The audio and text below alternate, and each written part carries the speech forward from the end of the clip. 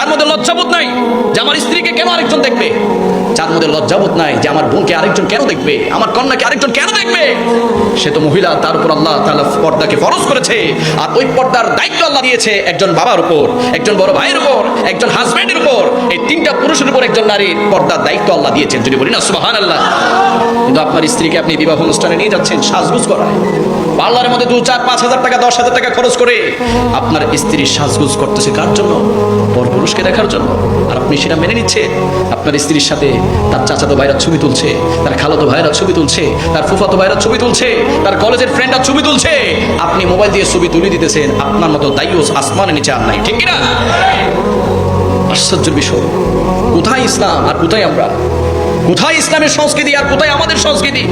বর্তমান মুসলমানদের বিবাহ এগুলা ইহুদি খ্রিস্টানের চাইতে নিকৃষ্ট হয়ে গিয়েছে। নাউজুবিল্লাহ বলি না? এই জন্য আমার বাবা আল্লামা আবুল কাশেম নুরি হুজুর সবসময় সমাজের মধ্যে বিবাহ কিভাবে করতে হবে, একটা বিবাহ কিভাবে হবে, এই বরপক্ষ কনেপক্ষ কিভাবে চলবে, কিভাবে তাদের আনুষ্ঠানিকতা সারবে, কিভাবে বিবাহ পরিচালিত করবে, একজন স্বামী কিভাবে স্ত্রীর হক আদায় করবে, একজন স্ত্রী কিভাবে স্বামীর হক আদায় করবে, হুজুর এটার জন্য যুদ্ধ করে যাচ্ছে। আল্লাহ তাআলা যেন এই যুদ্ধে হুজুরকে বিজয় দান করে। আমিন বলি না আমিন? আপনাদের চট্টগ্রামে একটা বড় সমস্যা, রাগ করবেন না বাবা, হুজুরকে সামনে রেখে বলছি, অনেক ছেলেদের বিয়ের বয়স হয়ে যায় 30, 32, 35, বিয়ে হয় না, ঠিক কিনা? হুজুর সমস্যা কি? ও কাবিন বেশি, ছেলে এখনো প্রতিষ্ঠিত হয় নাই, নিজের পায়ে দাঁড়ায় নাই, এরকম আছে না নাই?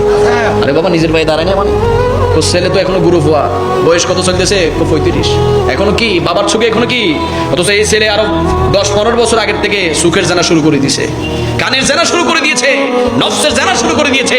মনে রাখবেন, আপনার সন্তান গভীর রজনীতে যদি কোনো খারাপ দৃশ্য দেখে, আপনার সন্তান যদি কোনো ধরনের জেনা বিবিচারে লিপ্ত হয়ে যায়, তার দায়ভার শতভাগ আপনার কাঁধের মধ্যে আসবে, ঠিক কিনা? এই জন্য যারা বাবারা আছেন, চাচারা আছেন, এলাকার মুরব্বীরা আছেন, সন্তানকে সময় মোতাবেক বিবাহ দেন, জেনা থেকে আপনার সন্তানকে হেফাজত করেন, রিজিকের ব্যবস্থা করে দিবেন। একজন তিনি কে? আওয়াজ বলি, একজন তিনি কে?